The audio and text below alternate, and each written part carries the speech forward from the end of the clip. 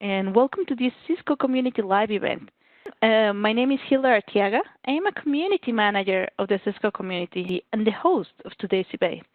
Today, we are going to talk about Introduction to Smart Licensing on Catalyst Switches. Actually, I just want to let you know that this presentation is quite interactive. You will have continuous demonstrations, not only one, continuous demonstrations about how things are done and about the best practices and tips. Okay, so before we start, there's something I would like to let you know, and that is that the Cisco communities are an online forum with over 500,000 members where you can get answers to your technical questions prior to opening cases with the tag. Also, you can answer many questions or contribute and write documents, videos, blog, so as creating them. The community can help you to boost your career by becoming a top contributor and getting the technical community to know about your expertise. Another thing that I would like to share with you is actually some news, upcoming events, and activities that are having place in the community. So first of all, we have an Ask Me Anything following this event. So what is that? An Ask Me Anything is actually a forum event or forum session that is connected to this webinar.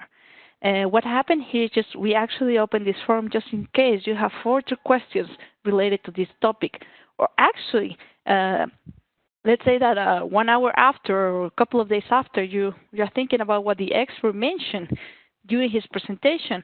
Well, since the presentation is over, since the session is over, you have nowhere to ask that question. Well, that is not the case. You can actually ask that question on this Ask Me Anything. Another thing is also if we have too many questions during the live session, or we have some questions that we actually need to validate information, well, we post them in this Ask Me Anything forum, so all of them are answered by the expert. So this forum is going to be open till Friday, August 7, and Luis Celis, which is the presenter of today, will be helping out to cover them. All the information that I'm mentioning right now is available, or you can actually check it out on the chat panel located in the right side of your screen. Well, also for all Spanish speakers that are with us today, and also for those Portuguese ones, we'd like to let you know that we have a special content contest. It's related to actually the new normal. So the idea is that you share with us any document, videos, or best practices, or workarounds that you have developed to get along with this new normal. This content is going to be available till this Friday, but we just realized that there are too many great things to share, so it's going to be extended for a couple of weeks more. The prices are really nice. The idea is getting headphones, mouse gamers, Cisco Press books, guidance, material, certification. So have a look around and participate with us. It also helps out to enhance the experience and the workarounds from others. And also, we actually would like to invite you to become an event top contributor.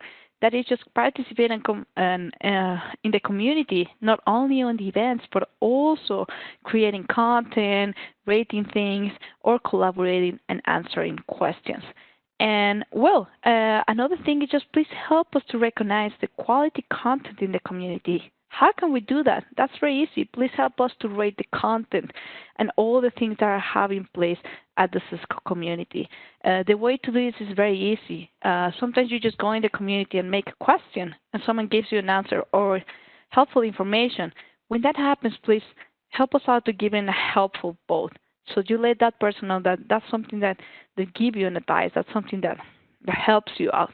Or if they give you a solution, you can mark it as an accepted solution. You can see the samples on the right side of on the left side of the screen, pardon me, and that's the way you do it.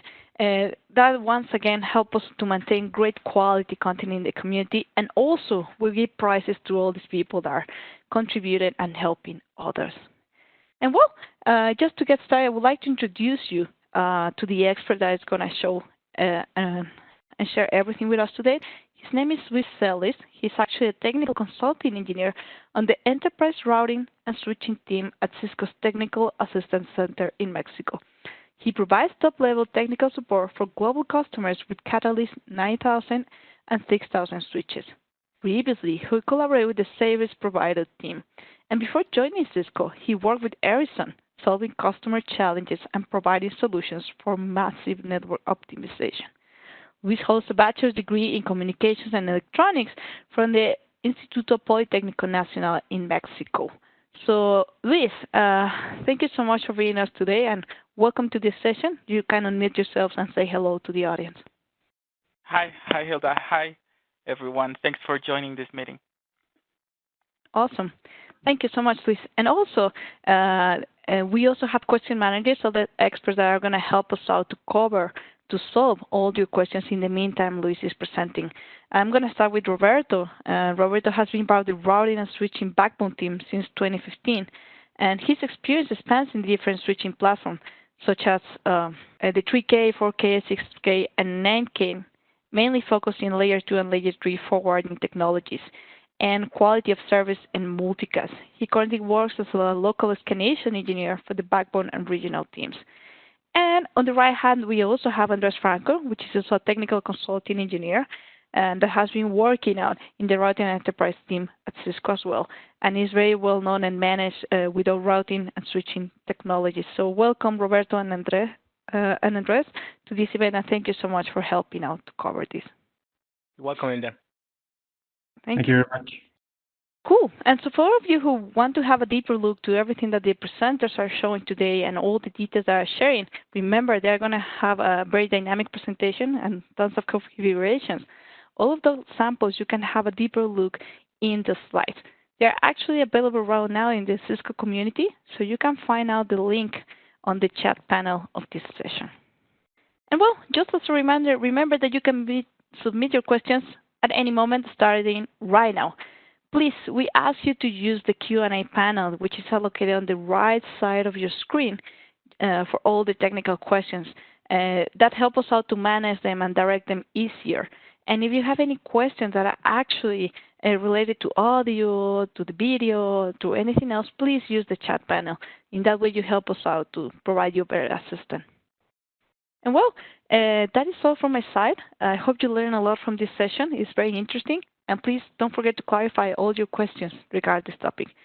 So, Luis, I'm giving you the presenter as well. Okay. Hi, everyone. Thanks for joining this meeting. My name is Luis Ellis. I'm from TAC Enterprise Routing and Switching team, and I will be talking to you about smart licensing on Catalyst 9K and 3K switches. First, what we are going to cover on this session, I will give you an introduction of smart licensing. Then I will demonstrate and show you all the types of registration. And finally, I will show you the common issues that we could be facing when we are doing our registration. I want to let you know that I've prepared this meeting to be more dynamic and interactive. So this way, it would be more appealing and more interesting for all the people that are watching us. Okay, so before we start, I would like you to please answer this first question. If you could help me there answering regarding smart licensing on Catalyst switches and how familiar are you with this? So most of the people have said that they have basic knowledge and they would like to know more about it. Okay, yeah, no worries. I will be covering all the methods possible and as detailed as possible so you can understand all your options available. First, what is smart licensing? Smart licensing is a method that we have in which we can have a complete visibility and we can manage all our licenses properly regarding our switches. This feature was introduced on iOS XE version 16.9.1. So any newer version than that will also include the smart licensing. For this to work, we would need the device that we want to register, in this case, Catalyst switch. We need a type of connection, and we need access to the Cisco Smart Software Manager, which is the one that handles all the licenses. We would need a smart account for that. Okay, so which are the benefits of having smart licensing? The first one is that the device automatically requests the license it needs. It means that the switch already knows what license does it need, and it's just going to communicate to the server and ask for registering that license. All the licenses are pooled. It means we can buy, let's say, 10 licenses, and we can see them on our smart account, and we can monitor which device is using which license. These licenses are stored securely on Cisco servers, and they are accessible 24/7. The licenses can be moved, so this means that the license is not attached to a specific device, so we can move it from one device to another without any issue. And we can have a complete view of which devices are using that specific license that we bought, so we can monitor them perfectly. Okay, so regarding Catalyst 9K switches, these are the 9200, 9200L, 9300, 9300L, 9400, 9500, 9500 high performance, and 9600, the most newest ones. All of them, all these 9K switches, can support either one of these licenses. The first one is called Network Essentials, and this is thought of more of a layer 2 perspective if we want to use our switch more on the layer 2, but it also includes some basic layer 3 features. And Network Advantage includes the same as Essentials and also adds full support for layer 3 protocols. It's important to know that either these ones, they are perpetual, they are bought only once, and we can use them indefinitely. If we want to add more features, including DNA Center, support for DNA to manage our switches, we would need to buy an extra license called a DNA add-on. Okay, and this special license, that's the one that is bought for a certain amount of time. It has expiration date. If we buy Network Essentials and we want to add DNA, the only one that we can add is DNA Essentials. If we buy Network Advantage, we can use either one of this, or DNA Essentials or DNA Advantage. Okay. Regarding the 3K switches that run IOS-XE, these are the 3650 and the 3850 switches. We have the same license that we used to have before. So before smart licensing, we had a feature called a right to use. So when we go to smart licensing, basically the license is the same one. What we are going to change is just the registration part. Okay. So regarding the licenses levels, we have 3. The most basic one is LAN-based, where we include layer 2 features. In IP-based, we start including layer 3, and the IP services is the most complete one of this one. Okay. So the smart account, what is the smart account? Is the tool that we are going to use to access Cisco's server, and we can monitor all our licenses. Okay, this is accessible through software.cisco.com. Okay, so let me show you what a smart account looks like and what should we look into it. Okay, so when we enter, let me re-enter again, software.cisco.com. That's the address that you would need to go. And here on the log symbol, we would go to Smart Software Licensing. Okay, when we click on it, we would see this output. The most important section that we need to pay attention when we register a switch, it would be on inventory section. Okay, so here on inventory, we would see all these options.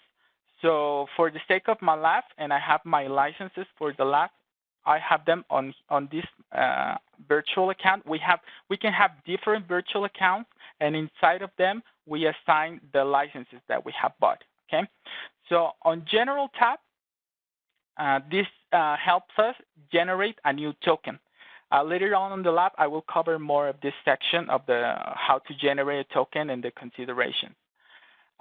Licenses are all the licenses that we have bought for our switches. So for example, also in my lab, I'm using a 9500. So regarding 9500, we have all these licenses that we have bought. Here on purchased, we can see how many licenses have we bought depending on the switch. Okay, so for example, here we have 90, 80, 88, something like that. In use, it means which devices are already using one of these licenses. And in balance, we would see how many licenses do we have available in order to register more devices. So for example, here we still have 79 licenses available of Network Advantage and 83 from DNA Advantage. Okay.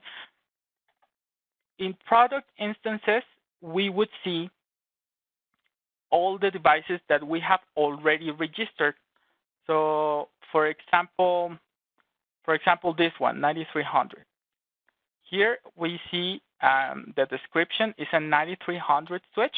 This is the part ID, the serial number, and it's using a Network Advantage with DNA Advantage. It's using one. So this is how you can monitor.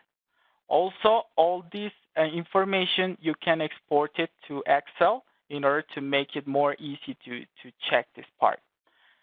And on event log, here, every time we interact with our smart account, when we generate a token, when we buy new licenses and they are assigned to our smart account, when we register a device, when we remove a device, everything will be recorded here so you can have a better management on all the features.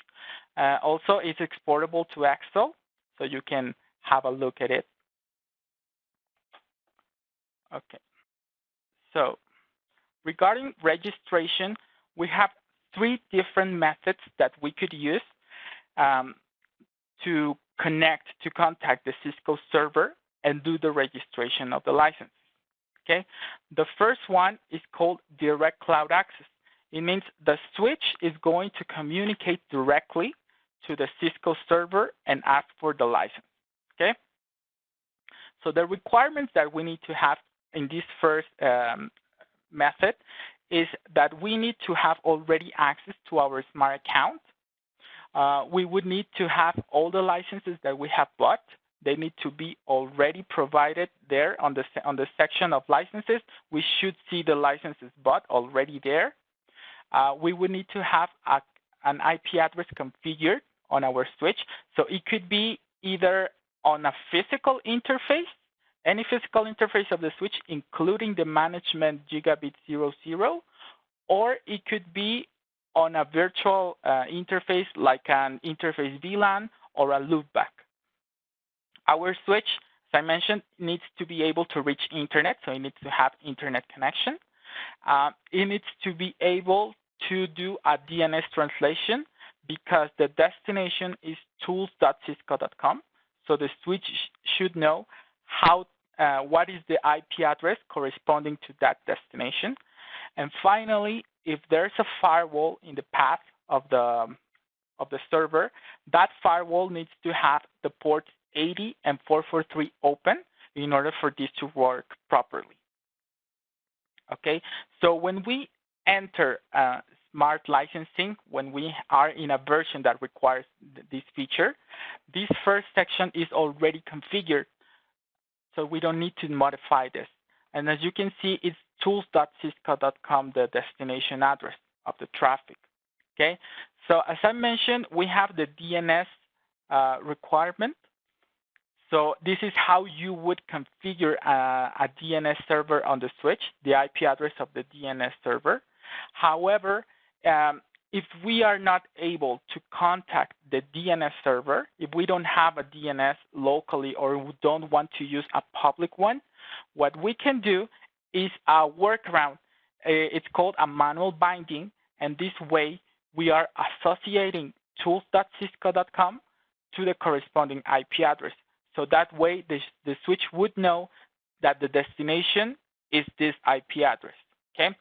Also, if you are using an interface that is inside a VRF, so for example here the management gigabit 00 is inside the management VRF, we need to include that the name of that VRF so the assignment works properly. Okay. Also, IP routing needs to be enabled on the switch. And finally, if we are if we need to specify a source interface for the traffic, so there are some times that in order to reach internet, we need to source the traffic from a specific interface VLAN or interface specific one. This is important, this command, because it will generate the traffic from that interface in order to reach internet. This is regarding the traffic for smart licensing. Okay, so before we do any registration, it is important that we specify first what is the license that the switch is going to use. Because the way this works is that the switch has already the license configured, and it's just going to contact the server, the Cisco server, look for the license, and then ask for the authorization of that license. Okay, so from the server perspective, there's no way we can specify which is the license. That is assigned on the switch. So before we do any registration, it's important to know which is the license level that we currently have on the switch. So on this output, for example, you see it's a 9300 switch using Network Advantage, and it's also using DNA Advantage. Okay, so if we need to change this, like for example, we bought Network Essentials instead of Advantage, what we would need to do is go into global configuration mode, configure terminal, and then put this command, license boot level, in the example, Network Essentials. And also, if you are using add-on, this is how you would add it, that part, add-on and the add-on. Okay. If you don't have this part, just with the license is good to go. Okay. And we would save the configuration, and then you would need to reload the switch. But so it takes effect. The change takes effect. It's important to know that this is the only time that we would be facing a downtime requirement if we are changing the license level. For the rest of the registration, for the rest of the commands, it's not needed downtime or anything like that. The commands are safe, they are harmless, but it's important to note that if you need to change the license level, that would be the only occasion in which you would be needing to do a reload of the switch. So then after you do the validations on the switch, you would need to go to the smart account, software.cisco.com.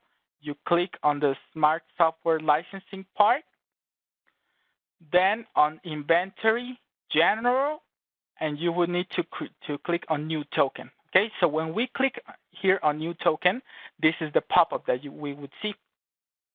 Here we can add, it's optional, a description just to identify that token.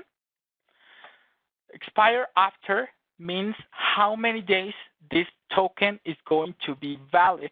Okay, so by default is 30 days, but we can use it up to a year, the token.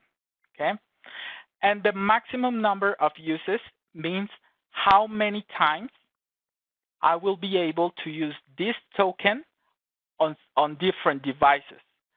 If we leave it blank, we're not putting a limit. So this would mean that only when we reach the 30 days, that would make this token invalid. But if we specify a number, let's say for example 2, so we would be using only this token twice on different devices, and after we want to register a third device, it won't work. So we would need to generate a new token. This is regarding the token, not the license. It's only about the token. Okay. So then when we click here on create token, it will appear down, and we would just need to click on the blue arrow, and this is the entire token. So finally, we would just need to copy this entire token and then go back to the switch and put license smart register ID token, and we paste the token. And that would make the registration. Okay, so after the registration works, this is the expected output. We should see them with this command, show license status, show license summary. I will show you more. The authorized part, this is the expected one, and the registered part. So let's go ahead to the lab. So here is my lab. Let's first do a show license usage. This is, as you can see, a 9500 switch using Network Advantage and also using DNA Advantage. If you see here, it says count 2.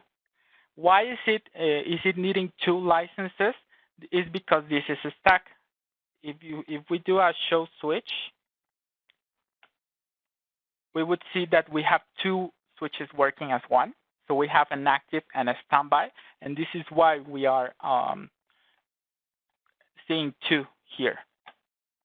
Okay, then we should test if we are able to ping the Cisco server. So on this lab, I'm using the management interface gigabit 00. So I would need to, when I do the ping, I would need to include that BRF, the management BRF. Okay, so it would be ping BRF, management BRF, and tools.cisco.com. Okay, so it's working. Why is it working? I don't have a DNS server.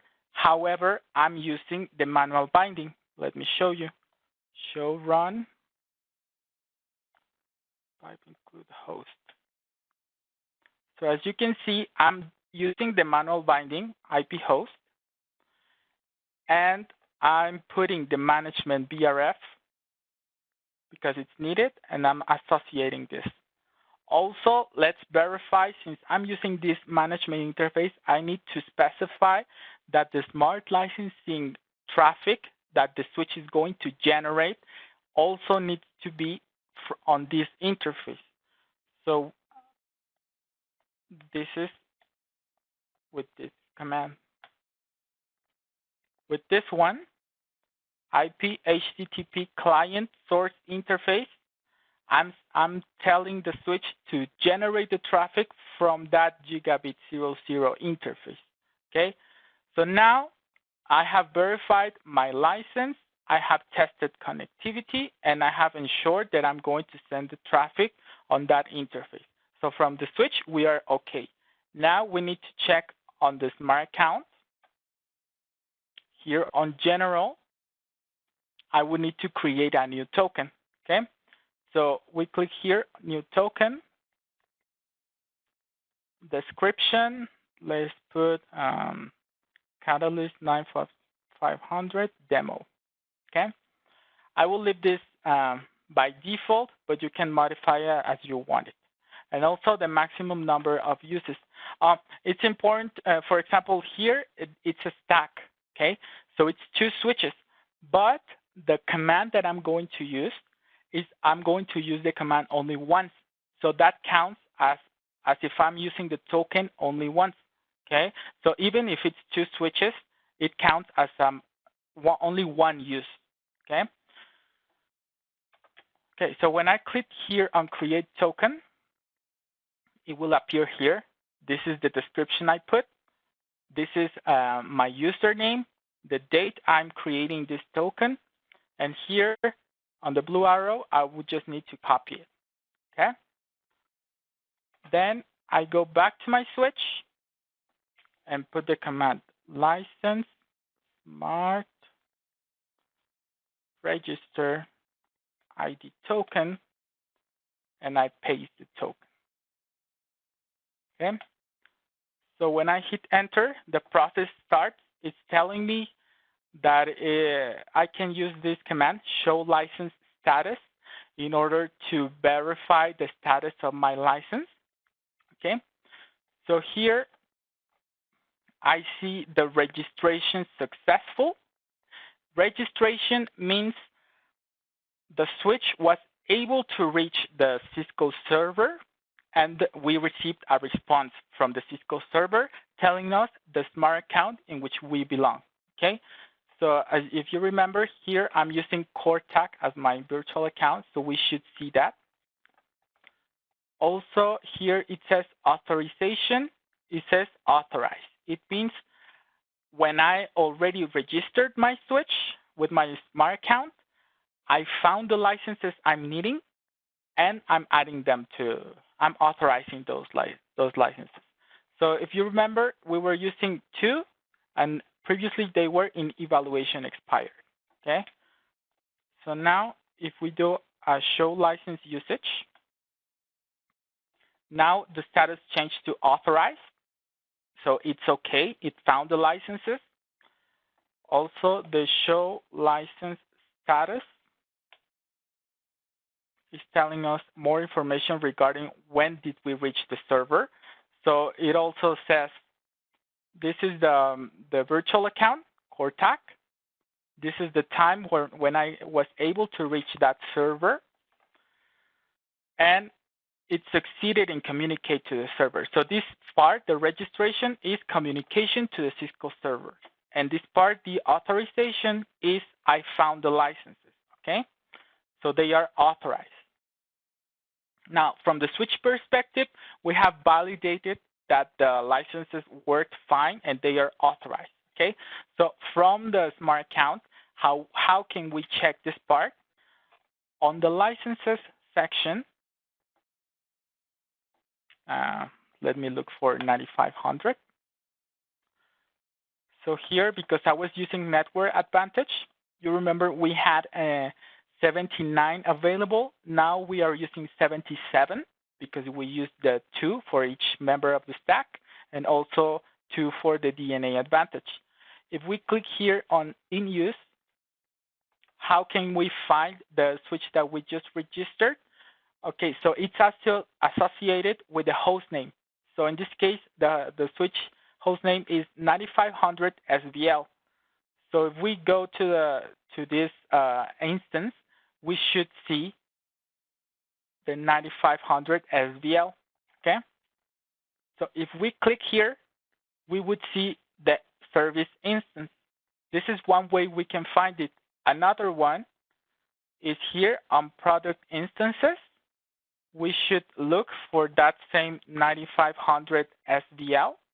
So here it is, and it's the same exact window, okay? So on this window, what we can find is first, this is a 9500. We validate the part ID. We see the serial number. Which is the serial number? This is for the active switch because this is a stack. So if we do a show version,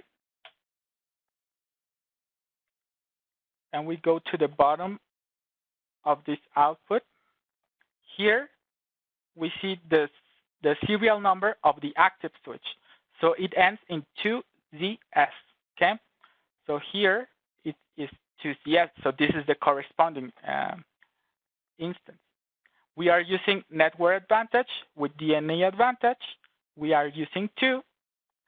And here on high availability, we see the serial number of the standby switch, okay?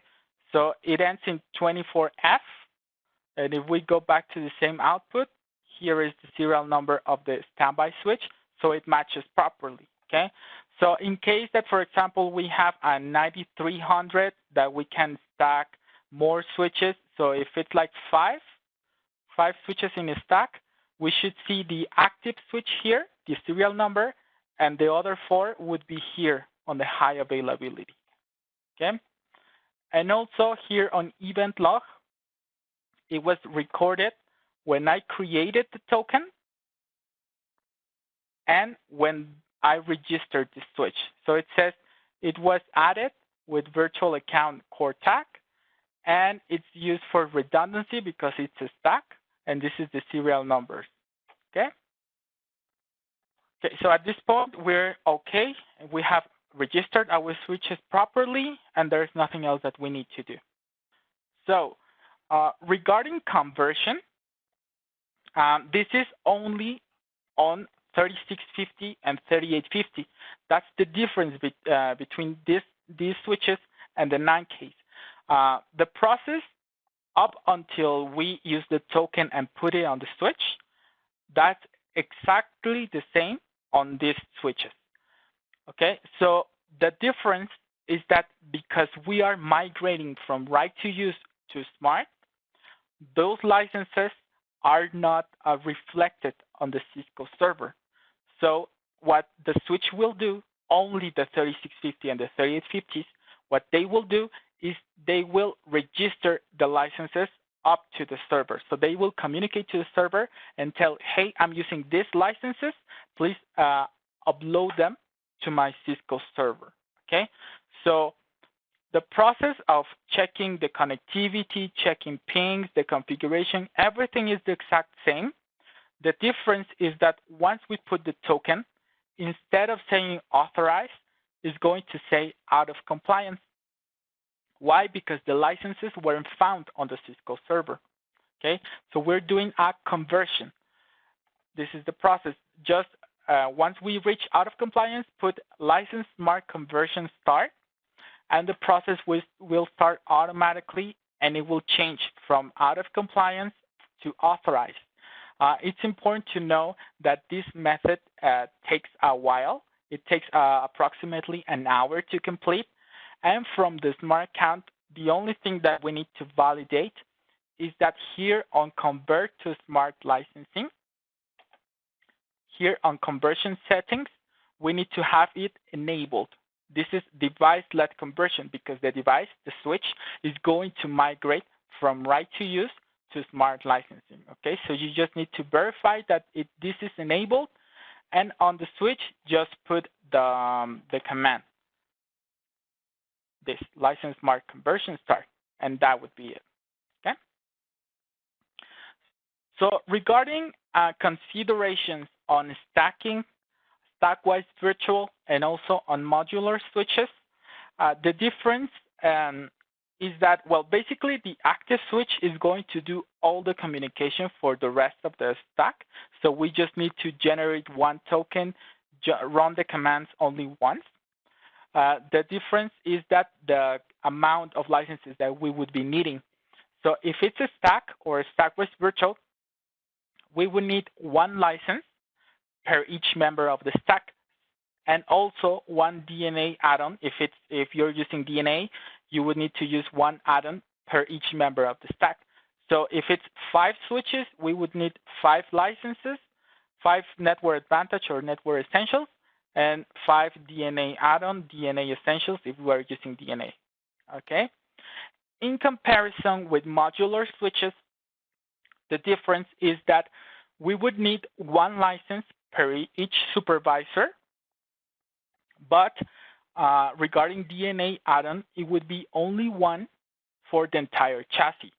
So I'm putting this output of show license usage of a 9400 that has 2 supervisors, and as you can see, network advantage it's using 2 because we have 2 supervisors, but DNA advantage is using only 1, and it's authorized.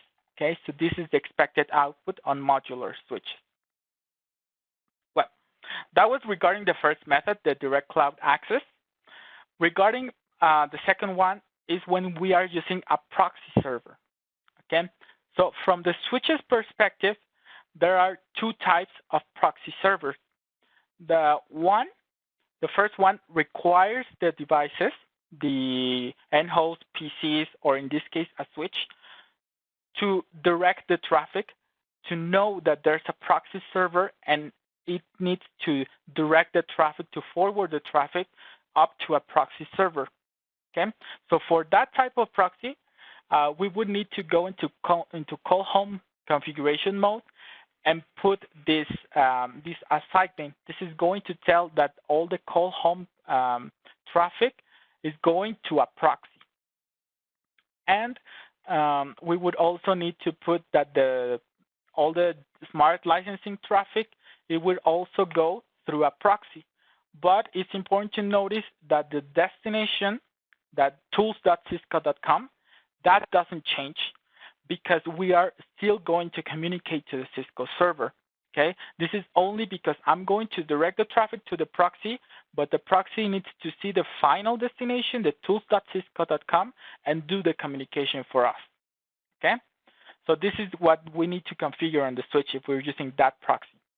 If we are using the second type of proxy server, is called a transparent device, because the devices, the host, the PCs, the switch in this case, doesn't know that there's a proxy server there. Doesn't know that we have a proxy. It thinks that it's going to communicate directly to the Cisco server, okay? So what we need to configure on the switch, because what would happen is that the switch will direct the traffic to the tools.cisco.com, thinking it's going directly. The proxy is monitoring, and when it finds that there's packets destined to the internet, to the outside, what that device does is take the packet, it encapsulates it in a certificate, and does the communication to the Cisco server. Then the Cisco server responds. The proxy receives that certificate and responds back to the switch. Okay, but because we are going to receive a certificate that is coming from the proxy, it's not coming directly from the Cisco server, we need to install a key to decrypt that message that is coming from the proxy.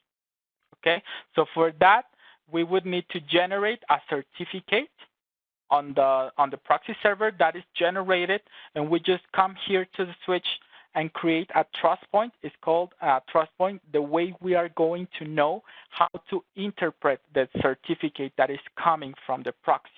Okay, so this is the way we would install that proxy certificate.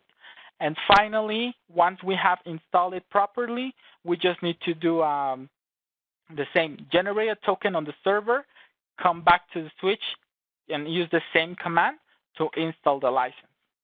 Okay.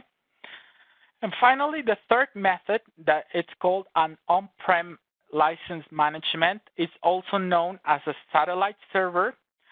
This solution, the way this works is that we have a server installed on a virtual machine using VMware. We install a satellite server there, and the switch is just going to communicate to that satellite. What the satellite is going to do is synchronize with the Cisco server and communicate constantly to it, retrieving the licenses. So the licenses are on the satellite, and the switch just communicates to that server and does the registration. What we need to consider from the switch is that now it's different, because we are not going to tools.cisco.com. We are going to the satellite. Okay, so for that, we would need to put the destination address of the satellite. If this server is using HTTP, there are two ways we can configure a satellite, using either HTTP or HTTPS. If it's using the first one, we need to just put here HTTP, the IP address, and this URL. The rest of this URL looks similar to the previous one, but it's not the same, so you should pay attention to this. And we have two alternatives here on the switch. One, the first one is that because when we entered smart licensing, the first section that is added by default, it creates a profile, a default profile called Cisco Tag 1. So what we can do, one option is just go inside this profile, this Cisco Tag 1, and just change the destination address to point to the satellite. Or another option is create a new profile. So for example, here we are creating Cisco Satellite HTTP, and we create this profile, but we need to activate it. So we cannot delete the default one, but we can deactivate it using no active. So this way, this is not working anymore, and this is the one that we are going to use. Okay, and finally, regarding the certificate that is going to come from the satellite, now we are not receiving a certificate from the Cisco server. So from the outside, everything is done locally because the satellite is on our local network, where we don't need to do a double check of that certificate. So that's why we need to put the revocation check none, because we are completely trusting on the certificate that we are going to receive from the satellite. Okay. In comparison, that was for HTTP. When we are using HTTPS, the only difference on the switch would be that instead of going to the IP address, we would need to put a common name. Okay, so for that, we would need to enter our satellite. We click here on the lock screen on the browser. We find the certificate and look for the common name. So this is the common name that we are going to use. So instead of using the IP address, we would use the common name of the satellite. That's the only difference. But regarding the profile, the destination address, and the revocation check is going to be the same. The only thing that changes is the common name. Okay, and finally, once we have done all the verifications and things like that, we would just need to generate the token, but now the token is not generated on the Cisco server. Now it's generated on the satellite. So the graphical interface of the satellite looks almost identical to the server, but this is a satellite. This is the output of a satellite server. Okay, so we would just generate the token with the same process. Click new token. We would see the same pop-up. We copy the token. And we register it with our switch. Okay, so that would be the third method, the satellite. Okay, so regarding registration states. So the possible status in which we could see our license when we are doing a registration are this one. So evaluation means we haven't done anything on the switch. We haven't put a token. We haven't done any communication, anything like that. So the switch is in evaluation mode. We would have 90 days for evaluation. However, it's important to know that if we go past these 90 days, as per now, there is no enforcement from Cisco to say if you don't register within these 90 days, you're going to lose the switch or something like that. No, the only difference that you will notice is that it will change to evaluation expired. But regarding the features running, regarding the interfaces or things like that, you won't notice any impact on the performance of your network. But it's important to be in compliance with Cisco and register these switches.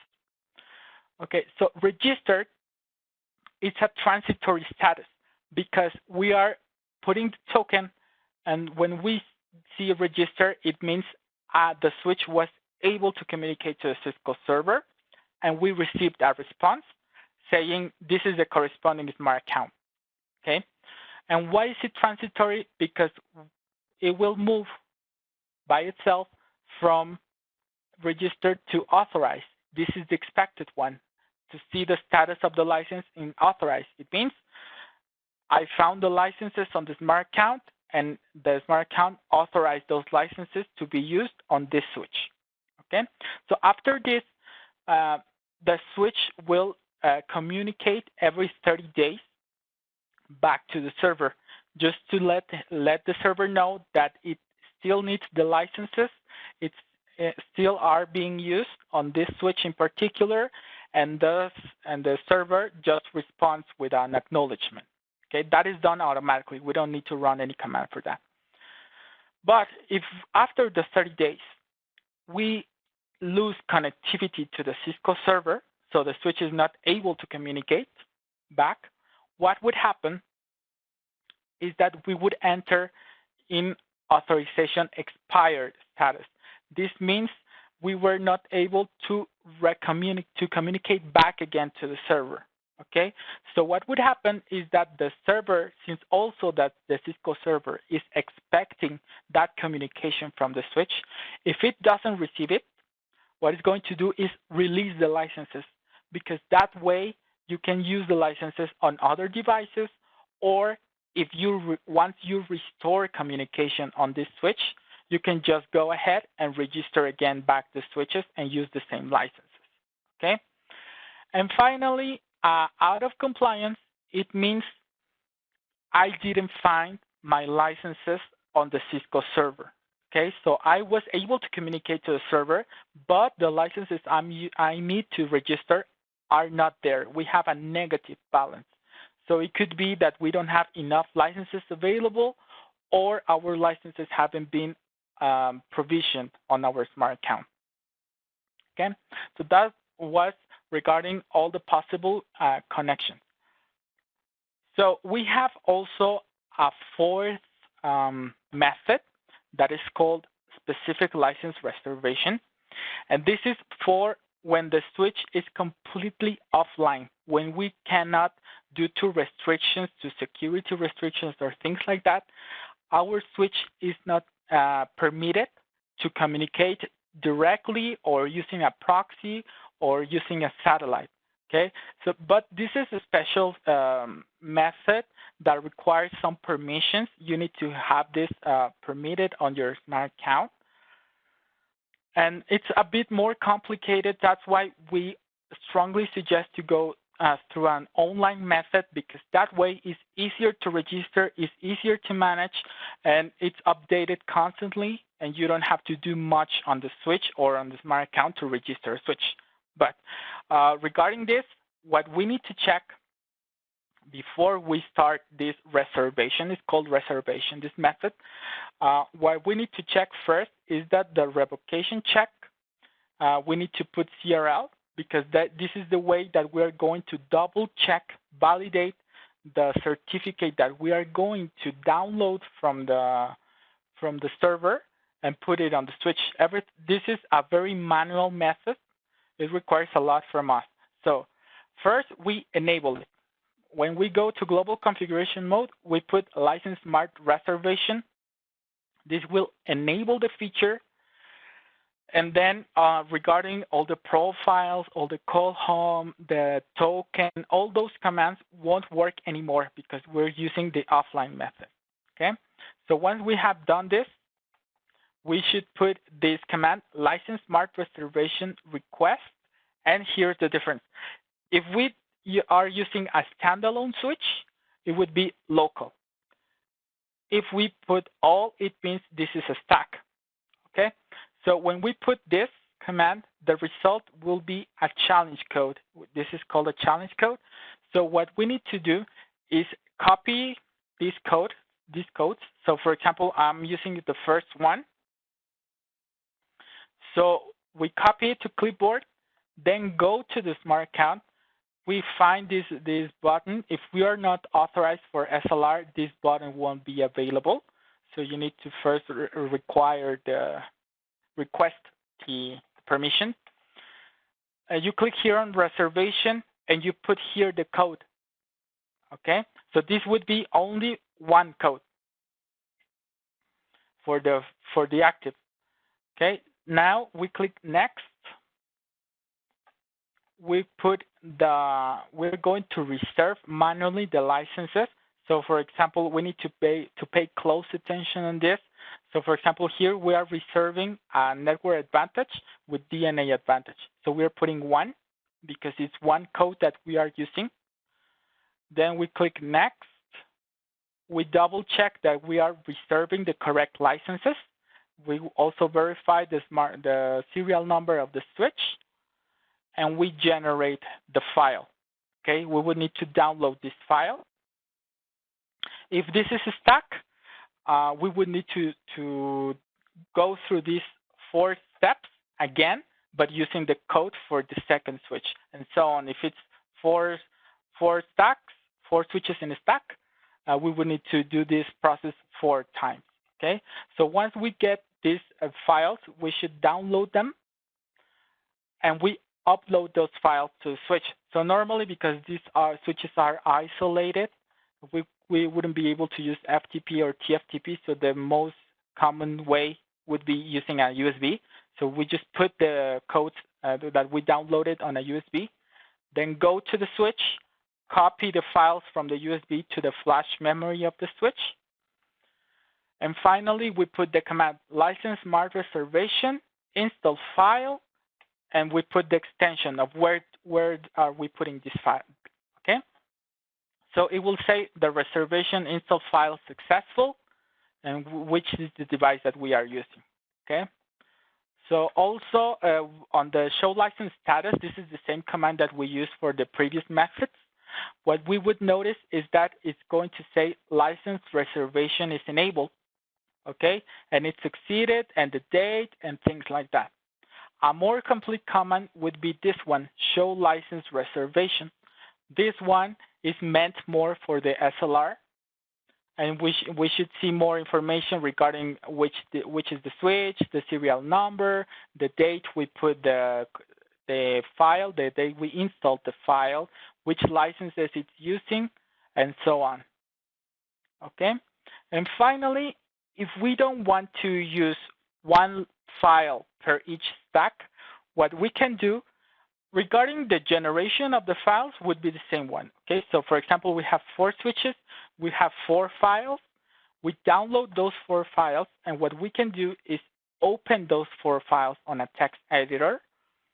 We copy and paste each file, the contents of each file, one below the other, and we are merging them, and we just put these tags at the beginning and at the end, the smart license and closing smart license, and this would be the resulting file. This would be the only file that we would need to upload to the switch and install it, okay?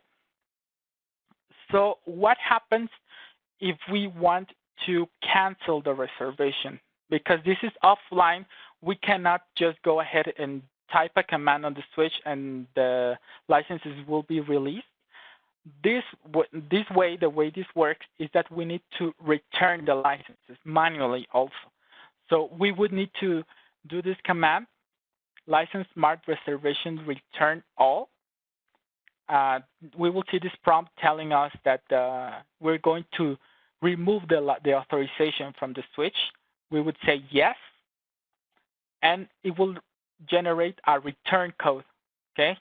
So now this return code is not the same as the previous codes. So what we would need to go is go to our smart account, look for the service instance. We can identify it using the serial number. We open the service instance, and we would click on remove, and we would paste the return code that we generated, okay? So this also applies if you're using 4 switches, then you would need to return 4 times for the 4 licenses, okay? So well, this is regarding all the possible methods, all the considerations that we need to take for the 4 options that we have for registration, okay? So now we have our second polling question. So I would like you to please help me answering this second polling question regarding all the methods and how do you feel about smart licensing. Yeah, so the majority of the people said it's the option B. It's a bit complex since there are a lot of considerations to take. Well, it's for me is once you have decided which method are going to use, and it's just, for example, for the direct access, it's just being able to reach internet. So it's not that complex, but I understand if you think that there are a lot of considerations. Well, thank you. Thank you for answering. So the final part, some common issues that we could be facing when we are doing registration on the switches. Okay, so what happens if I have already registered my switch? I already authorized my license. So for example, Network Advantage, I already use Network Advantage and have it authorized, but I don't want to use it anymore on this switch, and I want to use another license instead. Okay, so what you can do, first you need to remove the license from the switch. So it would be license smart deregister. So this command will do the removal of the license, and so you can see it available again on your smart account. Then you would need to change the boot level to the desired one, reload, because this is the only time if you change the license that you would need a downtime for the reload to make this command take effect. And then when you are on the desired level, you just go ahead and register the switch. The most common issue that we could be facing, most importantly on the first two methods, well, the first three methods, the satellite, the proxy, or the direct access, is I put the token, I check with the show license status or show license all. Both commands display the same output. Says it failed, the date it failed, and the reason of the failure was failed to send out call home HTTP message. Okay, this means we are having a communication issue, a reachability issue to either the Cisco server or the satellite. Okay, so what we could check before opening a case is if the switch is using like a dynamic routing protocol, so for example OSPF, EIGRP, things like that, check that we still have a route available to that destination. Or if the switch is using a default gateway, that default gateway is reachable.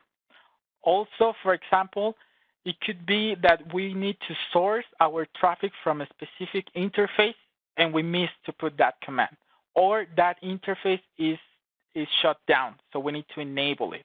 Okay, so that's some considerations that you can take. Also, if we are using a DNS server and maybe that DNS server is not working properly, we're not able to do consultations to that DNS server. So what we can do is instead of depending on that server, we can do the manual binding with IP host, so we don't depend on the DNS. Also, one issue you could be facing is a firewall. Maybe the firewall is permitting pings. So pings, when we check connectivity, work, but when we are doing the registration, that registration fails because it could be that the firewall is blocking the HTTP and HTTPS. So we need to validate the ports 80 and 443 to check if we have those ports enabled. Also, it could be that we are not seeing our licenses under this section on the licenses. So as I showed you, we can have different virtual accounts. So for example, we're a partner, a Cisco partner, and we can buy like a pool of licenses, and then we can create a virtual account per each member, per each client, and we put the licenses on each member. So maybe the token that we are generating is inside a different virtual account than the one that has the licenses. So you can validate if you're in the correct virtual account. Okay. Also, it could be what happens with an RMA. So let's say I registered my switch, it was working fine, and then my switch stopped working. I cannot make it boot anymore. So how can I dispose that license back? Okay. What you can do is either wait, because as I mentioned, the Cisco server is expecting that communication every 30 days. So when it doesn't receive it, it gives a window of other 30 days. And if I don't receive a response, I will release the licenses back. Okay, that's one method. But another one, if you don't want to wait, is remove the licenses manually. Okay, so let me also show you how you can do that. Here on the product instances or the licenses, we would look for the instance. So if you remember 9500 SVL. And here we have the option, actions, remove. And if we remove it, what we will do is release these two licenses, these two network advantage and two DNA advantage, and we will see them available again. Or if we are able to connect to the switch, so maybe the switch is still manageable, what we can do is the command license smart deregister.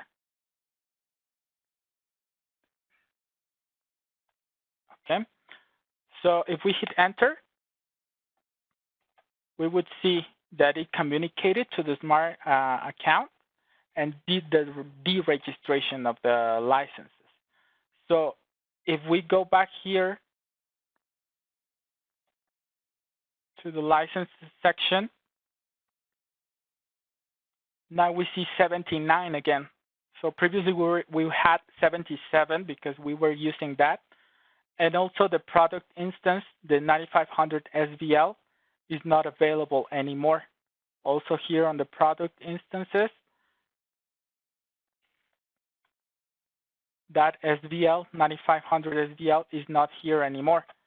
And on the event log, we would see that update, that service instance was removed. And that's how you can release the licenses. So you can use them on another device.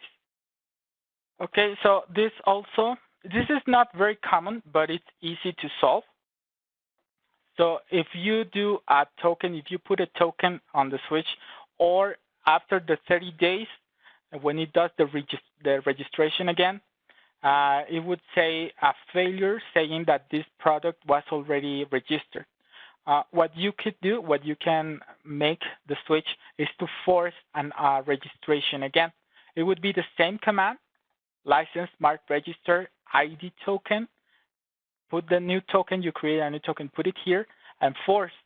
Because also when you are doing a registration, if we're putting a token for the first time and it doesn't work because we had an issue with an interface or things like that, we troubleshoot, we fixed the issue, and we want to register again to attempt again the registration. The switch, if it fails, the switch every 15 minutes using that same token is going to actively try to register again. Okay, but if we don't want to wait for those 15 minutes for that timer to expire, what we can do is a force. So we are forcing the switch to do the registration at that exact same time when we are hitting enter, and this would also fix this issue that we see above. So well, that would be the end of the presentation, but I would like you to please answer the final polling question. Thank you so much, Luis, for such a great presentation. Still after this polling question, there are some resources and special links that Luis will be sharing with us. And then we will pass on to the live Q&A session when we will try to solve verbally some of the questions you have submitted on the Q&A and chat. Okay, so most of the people said that they are now able to select the right registration method. Okay, that's good. That's good. And that means I made it clear, all the options that you have. So thank you for that. Thank you, guys. Cool. Mission accomplished then. Please go ahead. Yeah. Okay, so as a final reference, I have put an external guide that we have for troubleshooting steps and more information regarding the considerations. Also, we have 2 videos, very simple, short videos, no more than 5 minutes, that we are explaining the introduction to smart licensing, the smart account, things like that, and also a registration using the first method, the direct access method. So please check it out and comment on that. Thank you so much, Luis. And once again, thank you everyone who has been part of this session. The truth is, like, this is all possible not only because of the Cisco team and the experts, but because of the audience. And we know these are very complicated times, so we really appreciate the fact that you are with us today. So Luis, let's go to the Q&A, to the live Q&A. So there are a couple of questions, besides the fact that Roberto, Andres, and Marcos have been doing a great job. I still have some questions that I would like to read to you. The first of one is, can I implement a transport gateway for firewall? A transport gateway for firewall? Yep. Yeah, means, well, from what I understand, if you can use the firewall as a gateway for your traffic, and well, the answer would be that if that firewall is able to reach internet, and that firewall needs to be able to reach the Cisco server, so we are going to just direct the traffic to the firewall. Like, the destination still needs to be tools.cisco.com because that's the final destination. But for the traffic The traffic itself, like if you are creating a route or things like that, you can use the route for the firewall. I mean, the firewall would be your gateway to reach the destination.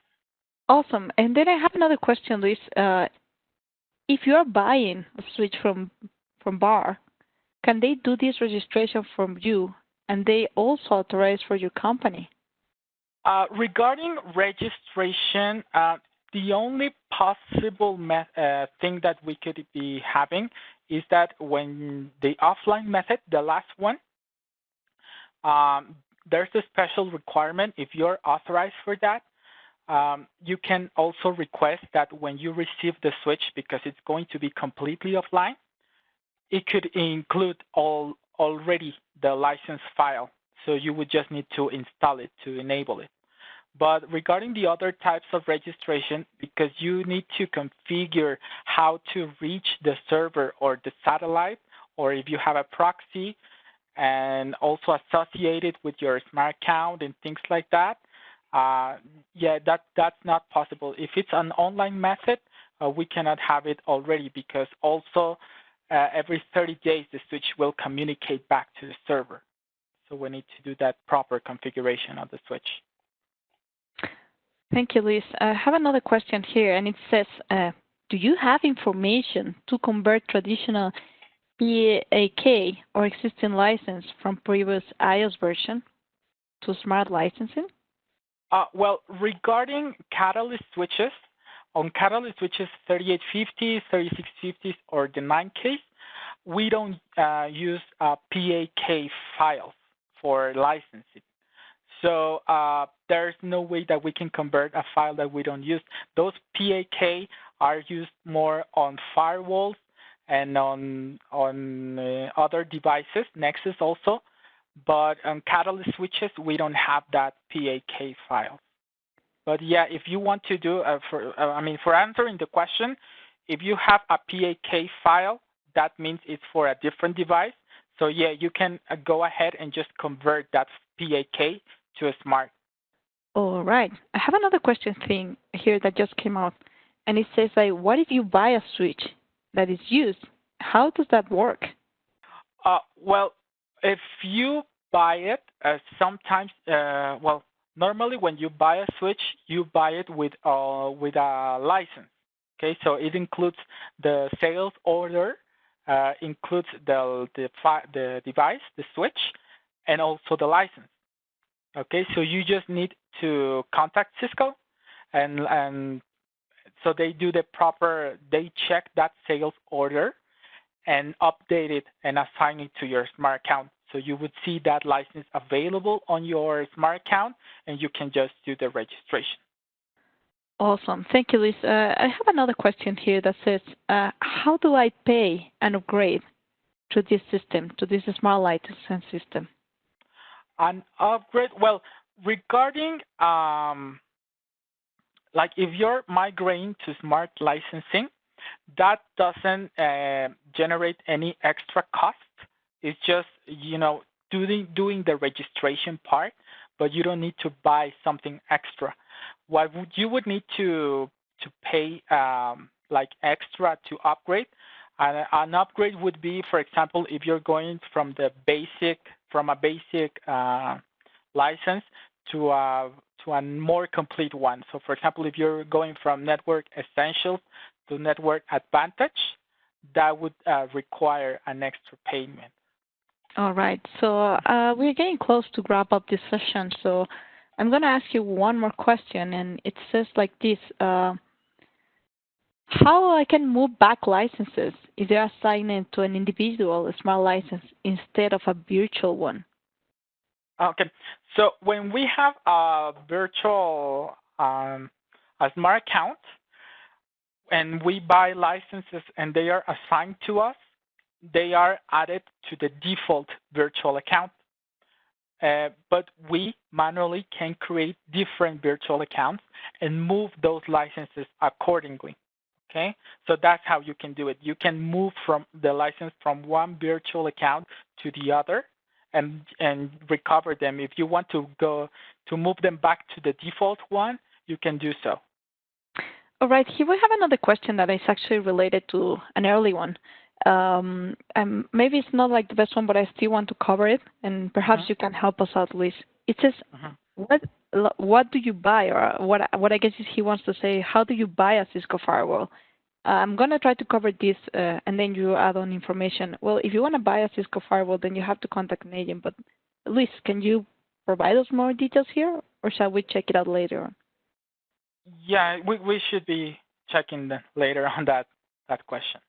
Yeah, I think like to be honest, most of the solutions, then you have to contact your agent, your Cisco agent, your provider that can help you out to see. Some of them, they come out with a package, and actually, due to COVID-19, there are some things like Cisco firewalling, actually VPN, AnyConnect, and those offers are still available for free. Okay, so it will be a matter of contacting your agent or having a look, and we are going to try to deliver more information and to clarify, because we have to verify on this one on the Ask Me Anything event of this session. Okay, so Luis, the last one. This is kind of long, but let's see if we can cover it here.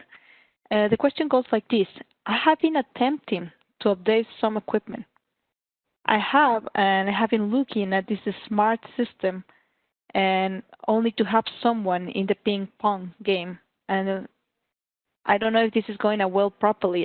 So I guess he's talking around like this is a goes and come around. So any comments you would like to share regarding this? Yeah, well, regarding smart licensing, all this feature and this solution, it's mandatory on starting from 16.9.1 of iOS 16 and above. So any software version that you would be running that is newer than that is starting from 16.9 or newer, you would be needing a smart account. And I mean, this solution is not going away from the question. I'm understanding that he had heard that it's going away. No, it's not going away. So, yeah. Okay. Oh, cool. So I think that's enough for today. The rest of the questions, some of them, as we mentioned before, we have to actually verify the information to give you the right answer. And we just don't want to say something that is not accurate or correct. So please give us some time, and they will be available at the Ask Me Anything event. So all I can say is thank you so much, Luis. Once again, Roberto, Marcos, and Andres for the great effort, and for all the team who is supporting this session. And just a big thank you and a virtual hug to all the attendees of this session. Without you, this wouldn't be possible. And just to remind you that all the questions that we're not able to answer are here because one or another reason, they will be available at the Ask Me Anything forum event of this session. This is going to be available till August the 7th. That is next Friday. And on the chat, you can find actually the information to access to this Ask Me Anything session. Also, if you want to find out more about upcoming events like this one, activities, contests, or any related documentation and information, you can have a look on Twitter. We're available on Facebook and another social media channels such as YouTube, LinkedIn. And for those who are partners and customers, you can find us on the Cisco Technical Support app in your mobile devices. And well, if you're looking for other training in different languages as the one that you saw right now, we actually have different local communities where you can find information in your local language, such as Spanish, Portuguese, Chinese, Japanese, French, which is the newest one, and Russian. Actually, this Smart Licenses event, one similar one, is available in Russian. So if you require something in your particular language, please let us know as well, so we can deliver that session to you. And if you're looking for further IT training, technical videos, tips for certifications, have a look to all the webinars, the seminars, and the chats that the Cisco Learning Network has. You can find the link on the chat, or just simply look for Cisco Learning Network and you will find more material. Once again, thank you so much for your time. We really appreciate you are with us today. We hope you have learned a lot from here, and I'm pretty sure many of you clarified many questions, and we hope to keep clarifying more if you wish so. Once again, thank you, everyone. Thank you, team, Luis, Roberto, Marcos, Gabby, and of course the audience. And there's a survey, there's a survey that's coming out to you once you close down this session, please help us out to complete this survey. Help us out to find out how we are doing, where can we improve, and of course, what kind of topics would you like to see in future events? And for all of you who actually fill up the survey, you will be able to remit a 35% discount with the code CSC on any Cisco Press title, ebook title, or any learning material. So once again, thank you. Thank you guys, and have a good rest of the day, morning, or evening. Thank you, Hilda. All right, so see you next time. Enjoy the rest of the summer or winter, depending where you are located. Thank you, guys. Bye. Thank you, everyone. Bye.